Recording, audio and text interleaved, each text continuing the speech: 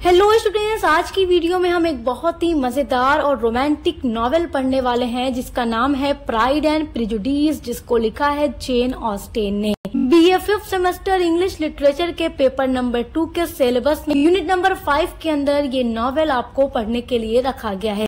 Pride and prejudice जो कि British fiction है, फिक्शन मतलब नॉवेल ही होता है। तो आज की वीडियो में हम इसकी पूरी समरी बहुत ही अच्छे से समझकर पढ़ने वाले हैं, क्योंकि ये जो नॉवेल है सभी यूनिवर्सिटीज के सिलेबस में रखा गया है और हर यूनिवर्सिटी में यहाँ से क्वेश्चन जरूर आता है। लॉन्ग क्वेश्चन भी आता है, शॉर्ट क्वेश्चन भी आता है। देखिए, जेन ऑस्टेन का ये जो नॉवेल है बहुत ही फेमस नॉवेल है और जेन ऑस्टेन के नॉवेल आमतौर पर काफी ज्यादा लंबे हुआ करते थे और उनका ये जो नॉवेल है प्राइड एंड प्रेजुडिस ये भी काफी लंबा नॉवेल है और इसमें बहुत सारे कैरेक्टर्स भी हैं। लेकिन मैं आपको बहुत ही आसान तरीके से समझाने वाली हूँ जिससे आपको बिल्कुल भी कंफ्यूजन नहीं होगा और आप इजिली इस नॉवेल की समरी बहुत अच्छे से समझ जाएंगे। हर बार की तरह सबसे पहले हम इस नॉवेल के मेन कैरेक्टर्स को डिस्कस कर लेंगे। कैरेक्टर्स के नाम जानने के बाद नॉवेल की स्टोरी समझना आपके लिए आसान हो जाएगा। तो सबसे पहले हम बात करते हैं इस नॉवेल के हीरोइन की, जिसका नाम है एलिजाबेथ बेनेट और पूरी जो नॉवेल है इस लड़की एलिजाबेथ पर ही घूमती है। ये लड़की बहुत ही ज्यादा स्मार्ट है, समझदार है और दूसरों को समझने की और परखने की काफी अच्छी इसमें समझ भी है। लेकिन लोगों को परखने की और समझने की जो इसमें समझ है वहीं इसकी ये समझ डार्सी को समझने में मात खा जाती है। अब आपके मन में ये ख्याल आ रहा होगा कि ये डार्सी कौन है। तो डार्सी इस नॉवेल का मेन हीरो है और पूरी जो नॉवेल है एलिजाबेथ बेनेट और फिट्जविलियम डार्सी पर ही बेस्ड है। डार्सी का पूरा नाम फिट्जविलियम डार्सी है। अब बात करते हैं इस नॉवेल के अदर कैरेक्टर्स की। तो देखिए, ये जो नॉवेल है इसमें एक फैमिली है, बेनेट फैमिली। ये जो फैमिली है एलिजाबेथ की फैमिली है जिसमें mister Bennett and Mrs Bennett हैं, जो कि एलिजाबेथ बेनेट के मम्मी पापा हैं। उसके अलावा मिस्टर बेनेट और मिसेस बेनेट की 5 बेटियां हैं। सबसे बड़ी बेटी का नाम है जेन बेनेट, दूसरी बेटी का नाम है एलिजाबेथ बेनेट जो कि इस नॉवेल की हीरोइन है, तीसरी बेटी है मैरी बेनेट, चौथी है किटी बेनेट और 5वीं बेटी है लीडिया बेनेट। और माँ के प्यार और दुलार ने इस बेटी को बिगाड़ दिया है। चलिए अब शुरू करते हैं इस कहानी को पढ़ना। इस नॉवेल की शुरुआत होती है इंग्लिश लिटरेचर की शायद सबसे फेमस लाइन में से एक लाइन से कि ये दुनिया का सच है कि एक अच्छे खासा पैसे वाला सिंगल आदमी हमेशा एक अच्छी बीवी की तलाश में रहता है। तो यहीं से इस नॉवेल की शुरुआत होती है। तो जैसा कि मैंने आपको बताया कि एक फैमिली है बेनेट फैमिली जो एक गांव में रहती है और उस गांव का नाम है लॉन्गबर्न। तो इसी गांव में मिस्टर एंड मिसेस बेनेट अपनी 5 बेटियों के साथ रहते हैं। मिसेस बेनेट जो है वो एक सिली सी औरत है जो अपनी बेटियों की शादी के लिए काफी ज्यादा परेशान है।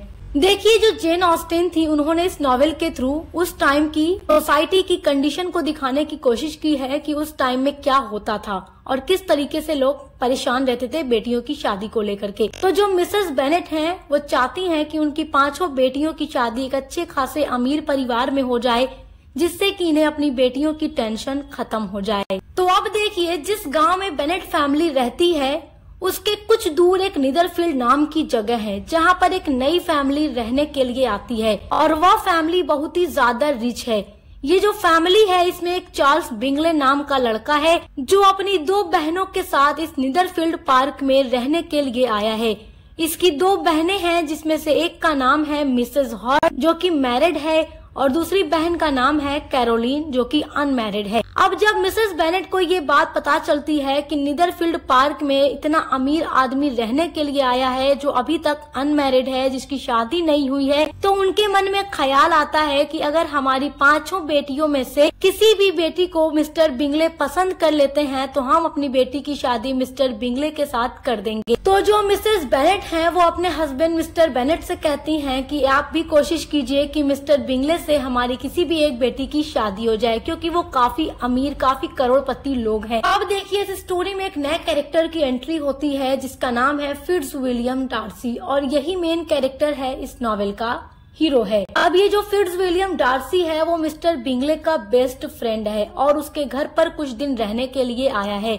और एक बात और आपको बता दूं कि ये जो डार्सी है बिंगले से भी ज्यादा पैसे वाला आदमी है, लेकिन इसके अंदर एक कमी है, ये थोड़ा घमंडी टाइप का आदमी है। अब देखिए, कुछ दिन बाद क्या होता है कि उसी गांव में एक पार्टी रहती है और उस पार्टी में बिंगले की भी पूरी फैमिली आती है और बेनेट फैमिली भी आती है। अब उस पार्टी में जो बिंगले है वो जेन को पसंद करने लगता है। जो जेन है वो कौन है? बेनेट फैमिली की बड़ी बेटी है। तो जो जेन है उसको वो पसंद करने लगता है बिंगले, और बिंगले जेन के साथ काफी ज्यादा डांस भी करता है और उसकी तरफ अट्रैक्ट भी होने लगता है। अब देखिए जो मिसेस बेनेट हैं वो तो यही चाहती थी कि मिस्टर बिंगले से उनकी किसी भी बेटी की शादी हो जाए, और इसलिए वो इस बात से काफी ज्यादा खुश भी होती हैं कि मिस्टर बिंगले को उनकी बेटी जेन पसंद आ गई है। अब बात करते हैं नॉवेल के हीरो डार्सी की, जो पार्टी में एक तरफ धीरे से बैठा हुआ है और पार्टी को एंजॉय बिल्कुल भी नहीं कर रहा। जैसा कि मैंने आपको बताया ये थोड़ा घमंडी टाइप का आदमी है, अपने आप को पता नहीं क्या समझता है। बिंगले जो है वो डार्सी के पास आता है और आकर अपने दोस्त डार्सी से कहता है कि अरे यार मेरे दोस्त डार्सी उठ भी जा और तू भी जाकर डांस वांस कर। तुम ऐसा करो, जेन की जो छोटी बहन एलिजाबेथ है उसके साथ डांस करो, वो भी काफी ज्यादा अच्छी दिखती है। डार्सी ये बात सुनकर कहता है कि अरे नहीं यार क्या बोलते हो तुम भी, ये लड़की उतनी भी कुछ खास नहीं है। तो यहाँ पर वह अपने प्राइड को दिखाता है, मतलब यहाँ पर बीच में उसका घमंड आ जाता है। जैसा कि मैंने आपको बताया था ना कि ये आदमी थोड़ा घमंडी टाइप का है। जब डार्सी बिंगले से ये कहता है कि नहीं यार वो उतनी भी खास नहीं दिखती जितना तुम कह रहे हो, तो ये बात एलिजाबेथ सुन लेती है। इससे उसको डार्सी के ऊपर बहुत ज्यादा गुस्सा आता है और वो सोचती है कि ये डार्सी बहुत बुरा आदमी है, पता नहीं अपने आप को क्या समझता है, काफी घमंडी आदमी है, इसको तो अपने पैसों का बड़ा घमंड है। अब यहाँ पर एक और इम्पोर्टेंट बात मैं आपको बता देती हूँ कि इस नॉवेल का जो टाइटल है प्राइड एंड प्रेजुडिस, ये डार्सी और एलिजाबेथ के ऊपर ही बेस्ड है। जो डार्सी है वो घमंडी आदमी है, इसलिए प्राइड डार्सी के लिए, और एलिजाबेथ जो है वो लोगों को पहले से ही परख लेती है, समझ लेती है कि वो किस टाइप का आदमी है। तो ये डार्सी के बारे में यही ख्याल रखती है कि ये बहुत बुरा और घमंडी आदमी है, तो इसलिए प्रेजुडिस जो वर्ड है टाइटल का वो एलिजाबेथ के लिए है। प्राइड, डार्सी, प्रेजुडिस, एलिजाबेथ, तो ये बात याद रखिएगा। तो एलिजाबेथ के मन में अब डार्सी के लिए भेदभाव पैदा हो जाता है और वो मान लेती है कि घमंडी और बेकार और बुरा आदमी है। एक तरफ देखिए क्या होता है कि जेन और बिंगले एक दूसरे को काफी ज्यादा पसंद करने लगते हैं और अब इन दोनों के बीच में एक काफी ज्यादा अच्छा फाउंडेशन भी बन जाता है, दोनों एक दूसरे से प्यार करने लगे हैं। अब क्या होता है कि चार्ल्स बिंगले जो है उसकी दो बहनें हैं, वह भी जेन को पसंद करने लगती हैं और उसको अपने घर पर इनवाइट करती हैं डिनर पर। तो जेन जाती है बिंगले के घर और रास्ते में बारिश होती है जिसकी वजह से उसकी काफी ज्यादा तबीयत खराब हो जाती है और वो बीमार पड़ जाती है। इसलिए एलिजाबेथ बाद में बिंगले के घर जाती है। जब उसको ये बात पता चलती है कि उसकी बहन जेन बीमार पड़ गई है तो उसकी देख रेख करने के लिए वो बिंगले के घर जाती है और इसलिए उन्हें वहाँ एक हफ्ता रहना पड़ जाता है। अब देखिए जो जेन है वो बिंगले के घर में रह रही है तो जेन और बिंगले की नजदीकियां और ज्यादा बढ़ जाती हैं। लेकिन दूसरी तरफ डार्सी और एलिजाबेथ एक दूसरे से एकदम चिढ़े हुए हैं।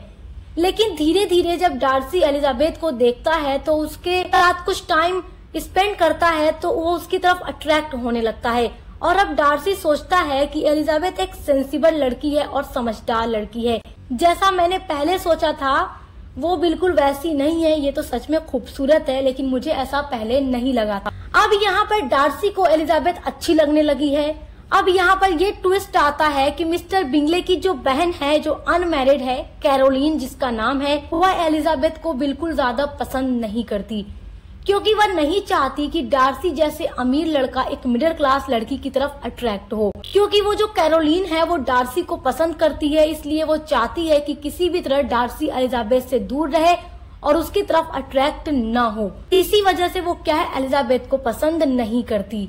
तो देखिए स्टोरी आगे बढ़ती है। डार्सी जो है वो एलिजाबेथ को पसंद तो करने लगा है लेकिन कहीं न कहीं उसका प्राइड बीच में आ जाता है। वो ये सोचता है कि मैं इतना अमीर आदमी हूँ, क्या मेरे लिए एक मिडिल क्लास लड़की सही रहेगी। डार्सी के सामने उसका पैसा, उसकी दौलत, उसका सोशल स्टेटस और घमंड बीच में आ रहा है। भले ही वो एलिजाबेथ से प्यार करने लगा हो, उसको पसंद करने लगा हो, मगर उसका जो प्राइड है वो बीच में कहीं न कहीं आ जाता है। अब एक हफ्ता पूरा हो गया है। अब ये दोनों बहनें जेन और एलिजाबेथ वापस अपने घर चली जाती हैं। अब देखिए स्टोरी आगे बढ़ती है और स्टोरी में एक नए कैरेक्टर की एंट्री होती है और उस आदमी का नाम है मिस्टर कॉलिंस। मिस्टर कॉलिंस जो है थोड़ा बेवकूफ टाइप का फुलिश मैन है और ये मिस्टर बेनेट का कजिन है। एक तरफ से देखा जाए तो मिस्टर कॉलिंस बेनेट फैमिली का वारिस है क्योंकि बेनेट फैमिली में सिर्फ बेटियां हैं, बेटा नहीं। तो मिस्टर कॉलिंस यहाँ आया है मिस्टर बेनेट की किसी भी एक बेटी से शादी करने। वो चाहता है कि इन 5 बहनों में से किसी एक से मेरी शादी हो जाए और इसी इरादे को लेकर के वो बेनेट फैमिली में आया है। मिस्टर कॉलिंस जो है यहाँ पर कुछ दिन रहता है और अब एलिजाबेथ से शादी करने के लिए वो प्रपोजल रखता है, लेकिन एलिजाबेथ उसके प्रपोजल को ठुकरा देती है क्योंकि वो कॉलिंस जैसे फुलिश यानी बेवकूफ आदमी से शादी नहीं करना चाहती। मिस्टर कॉलिंस दोबारा एलिजाबेथ को प्रपोज करता है शादी के लिए, लेकिन दोबारा भी एलिजाबेथ कॉलिंस को ठुकरा देती है, उसको बिल्कुल पसंद नहीं करती। मिस्टर बेनेट भी नहीं चाहते कि एलिजाबेथ कॉलिंस से शादी करे क्योंकि वो भी कॉलिंस को उतना पसंद नहीं करते, लेकिन जो उसकी माँ है मिसेस बेनेट वो चाहती है कि किसी तरह इनकी बेटियों की शादी हो जाए, इसलिए वो एलिजाबेथ से नाराज हो जाती हैं कि उसने कॉलिंस को रिजेक्ट क्यों कर दिया। इस वजह से वो अपनी बेटी एलिजाबेथ को डांटती भी हैं। अब देखिए जो कॉलिंस है वो वापस चला जाता है। अब यहाँ पर स्टोरी में एक नए कैरेक्टर की एंट्री होती है जिसका नाम है जॉर्ज विकहम। जॉर्ज विकहम जो है मिलिट्री में ऑफिसर है। जब ये आता है तो एक सज्जन आदमी दिखता है, एक जेंटलमैन टाइप का दिखता है, लेकिन बाद में इसका असली रंग सबके सामने आ जाता है। सच बताऊं तो ये स्टोरी का विलन है। जो जॉर्ज विकहम है ये इस स्टोरी का विलन है। जब विकहम आता है तो वो एलिजाबेथ से मिलता है और उसको डार्सी के खिलाफ भड़काता भी है। वो एलिजाबेथ से कहता है कि डार्सी ने मुझे मेरा हिस्सा नहीं दिया, जायदाद में से मेरा हिस्सा नहीं दिया। जो मेरे फादर थे वो डार्सी के फादर के सर्वेंट थे और वो मरते टाइम कुछ जायदाद मेरे लिए भी छोड़ गए थे ताकि मैं अच्छे से पढ़ लिख सकूं, आगे बढ़ सकूं, लेकिन डार्सी ने मुझे मेरा हिस्सा नहीं दिया। इस तरीके से वो एलिजाबेथ को डार्सी के खिलाफ भड़का देता है। अब देखिए एलिजाबेथ जो है आज तक किसी से भी अट्रैक्ट नहीं हुई, न डार्सी से अट्रैक्ट हुई न कॉलिंस से अट्रैक्ट हुई। अब ये अट्रैक्ट हो जाती है तो स्टोरी के विलेन विकहम से। अब ये सोचती है कि डार्सी को मैं सच में घमंडी और बुरा तो समझती हूँ, लेकिन जो बातें विकहम ने मुझे बताई है उनसे भी ये साफ पता चलता है कि डार्सी कितना बुरा और घमंडी आदमी है। अब जो एलिजाबेथ है वो विकहम से इम्प्रेस हो जाती है और वो समझती है कि विकहम कितना अच्छा इंसान है। एलिजाबेथ विकहम की बातों पर यकीन कर लेती है कि डार्सी अपने ईगो की वजह से किसी को भी नुकसान पहुंचा सकता है। अब देखिए कुछ दिनों बाद मिस्टर कॉलिंस फिर से वापस आ जाता है और एलिजाबेथ की एक फ्रेंड है जिसका नाम है शार्लेट लुकस। वो उससे एंगेजमेंट करता है और उसे शादी करके अपने साथ लेकर चला जाता है। अब एलिजाबेथ ये सोचती है कि कैसे मेरी दोस्त शार्लेट लुकस ने कॉलिंस से शादी कर ली, जबकि वो एकदम पागल टाइप का आदमी है। अब ये जो कॉलिंस है जिसके साथ रह रहा है उसका नाम है लेडी कैथरीन, और लेडी कैथरीन ने काफी ज्यादा कॉलिंस के ऊपर प्रेशर दे रखा है कि वो किसी से भी जल्दी से शादी कर ले। इसलिए मिस्टर कॉलिंस शादी करना चाहता था और वो एलिजाबेथ जब रिजेक्ट कर देती है तो वो उसी की दोस्त शार्लेट लुकस से शादी करता है और अपने साथ लेकर चला जाता है। अब ये कहानी आगे बढ़ती है और कहानी में फिर से एक नया ट्विस्ट आता है, और वो ट्विस्ट ये है कि जो बिंगले की छोटी बहन है वो जेन को एक लेटर लिखती है। जेन कौन है? एलिजाबेथ की बड़ी बहन है। वह जेन को एक लेटर भेजती है और उसमें लिखती है कि हम लंदन जा रहे हैं और अब शायद हम कभी वापस भी यहाँ न आए, और मेरा भाई जो बिंगले है वो डार्सी की छोटी बहन से शादी करेगा, तुमसे नहीं करेगा। ये बात सुनकर जेन का दिल टूट जाता है, और जब ये बात एलिजाबेथ को पता लगती है कि मेरी बहन का रिश्ता बिंगले से टूट गया है और डार्सी की बहन के साथ होने वाला है, तो वह तो पहले से ही डार्सी से नफरत करती है, उससे चिढ़ी रहती है, और विकहम ने तो एलिजाबेथ को डार्सी के खिलाफ और ज्यादा भड़का भी दिया है। और अब जब बहन का भी दिल टूट रहा है तो वो सोचती है कि जरूर डार्सी ने ही बिंगले को भड़काया होगा कि मेरी बहन को छोड़ करके वो उसकी बहन के साथ शादी कर ले। इस वजह से जो एलिजाबेथ है अब डार्सी से और भी ज्यादा गुस्सा हो जाती है और उसकी नफरत और बढ़ने लगती है कि इसकी बहन का रिश्ता केवल डार्सी की वजह से ही टूटा है। अब स्टोरी आगे बढ़ती है और अब देखिए अब स्टोरी में क्या होता है कि जो एलिजाबेथ है उसकी जो फ्रेंड है शार्लेट लुकस जिसने कॉलिंस से शादी की थी, तो एलिजाबेथ छुट्टियों में अपनी दोस्त शार्लेट के पास जाती है घूमने के लिए, और जो कॉलिंस है जिसके साथ रहता है लेडी कैथरीन के पास, वो जो लेडी कैथरीन है वो डार्सी की चाची है यानी आंटी लगती है। अब ये जो लेडी कैथरीन है उसने एक अपने घर पर पार्टी रखी है और उस पार्टी में एलिजाबेथ भी रहती है और डार्सी भी आता है, क्योंकि डार्सी की चाची है लेडी कैथरीन, तो वो भी पार्टी में आता है। तो इस पार्टी में एक बार फिर से डार्सी की मुलाकात एलिजाबेथ से होती है। अब यहीं पर डार्सी एलिजाबेथ को प्रपोज करता है कि वो उससे प्यार करता है और उसे शादी करना चाहता है। लेकिन एलिजाबेथ डार्सी का प्रपोजल रिजेक्ट कर देती है क्योंकि वह तो डार्सी से पहले से ही चिड़ी हुई है और वह कहती है कि तुम्हारी वजह से मेरी बहन का रिश्ता टूटा है और तुमने विक्रम के साथ भी बहुत गलत किया है। वह कहती है कि तुम बहुत घमंडी आदमी हो और ये सब सुनकर डार्सी कुछ नहीं बोलता, उदास हो जाता है और वहाँ से चला जाता है।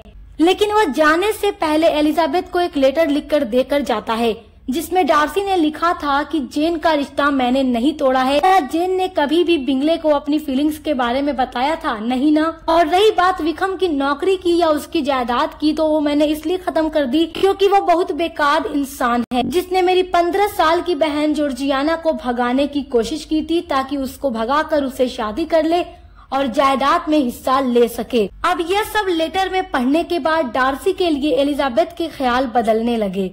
डार्सी घमंडी जरूर था लेकिन वह इतना भी बुरा नहीं था कि किसी का रिश्ता तोड़ दे और किसी की नौकरी खत्म कर दे। अब एलिजाबेथ सोचती है कि डार्सी के साथ उसने बहुत गलत किया है। इसके बाद डार्सी लंदन चला जाता है और एलिजाबेथ अपने घर वापस चली आती है। एलिजाबेथ जब घर आती है तो अपनी बड़ी बहन जेन को पूरी बात बताती है कि वह दोनों बहनें सोचती थीं जॉर्ज विक्रम को जितना ज्यादा अच्छा और जेंटलमैन, लेकिन वो सच में बहुत ही बेकार आदमी निकला। अब ये स्टोरी आगे बढ़ती है और अब इस स्टोरी में 2 नए कैरेक्टर्स की एंट्री होती है, मिस्टर एंड मिसेस गार्डिनर, जो एलिजाबेथ के अंकल और आंटी हैं, जो उनके घर पर आते हैं। एलिजाबेथ अपनी आंटी और अंकल के साथ पेम्बरले हाउस घूमने के लिए जाती है। वहाँ पर डार्सी भी आया हुआ था। डार्सी को पता लगता है कि एलिजाबेथ भी अपने अंकल आंटी के साथ यहाँ आई है, तो वो उससे मिलता है और बहुत अच्छे से उनको ट्रीट करता है। और इस बार डार्सी की बातों में प्राइड नहीं है और एलिजाबेथ भी डार्सी से बहुत अच्छे से बातें कर रही है। दोनों एक दूसरे से प्यार करने लगे हैं और अब डार्सी का प्राइड बीच में नहीं है। तभी एलिजाबेथ को अपनी फैमिली की तरफ से एक लेटर मिलता है जिस लेटर में लिखा था कि उसकी छोटी बहन लीडिया विक्रम के साथ भाग गई है। वह फौरन अपने घर के लिए रवाना होती है और जाने से पहले सारी बातें डार्सी को भी बताती है। बेनेट फैमिली ने लीडिया को बहुत ढूंढने की कोशिश की लेकिन वह नहीं मिली। कुछ दिनों बाद मिस्टर एंड मिसेस गार्डिनर की तरफ से एक लेटर आता है बेनेट फैमिली में, जिस लेटर में लिखा था कि लीडिया विक्रम के साथ लंदन में रह रही है, लेकिन अभी तक दोनों ने शादी नहीं की है क्योंकि विक्रम शादी करने के लिए कुछ फिक्स्ड मनी मांग रहा है। लेकिन अब सब कुछ सही हो गया है। विक्रम को जितने पैसे चाहिए थे उसे मिल गए हैं और दोनों ने शादी भी कर ली है क्योंकि बेनेट फैमिली को ऐसा लगता है कि मिस्टर एंड मिसेस गार्डिनर यानी जो एलिजाबेथ के अंकल आंटी हैं, उन्होंने ही विक्रम को पैसे दिए होंगे ताकि वो उनकी बेटी लीडिया से शादी कर ले और सोसाइटी में उनकी इज्जत बनी रहे। लेकिन फिर बाद में बेनेट फैमिली को मिसेस गार्डिनर बताती हैं कि लीडिया की शादी के लिए उन्होंने पैसे नहीं दिए जबकि डार्सी ने पैसे विक्रम को दिए हैं। यह बात सुनते ही एलिजाबेथ के दिल में डार्सी के लिए फीलिंग्स और ज्यादा बढ़ जाती है। अब डार्सी आता है एलिजाबेथ से शादी की बात करने और एलिजाबेथ भी शादी के लिए हाँ कर देती है और बिंगले भी आता है जेन के लिए। और ये नॉवेल जो है 2 शादीशुदे जोड़े के साथ समाप्त हो जाती है। जेन की शादी हो जाती है बिंगले के साथ और एलिजाबेथ की शादी हो जाती है डार्सी के साथ। इस तरीके से ये मजेदार और रोमांटिक प्ले खत्म हो जाता है। उम्मीद करती हूँ आपको स्टोरी बहुत ज्यादा पसंद आई होगी और इससे जितने भी इम्पोर्टेंट क्वेश्चंस बनेंगे आपके एग्जाम के लिए, चाहे मल्टीपल चॉइस टाइप क्वेश्चन हो या फिर सब्जेक्टिव क्वेश्चन आंसर हो, सभी के लिए हम वीडियो चैनल पे अपलोड करते रहते हैं। तो सब्सक्राइब करना मत भूलिएगा। मिलते हैं अगली वीडियो के साथ।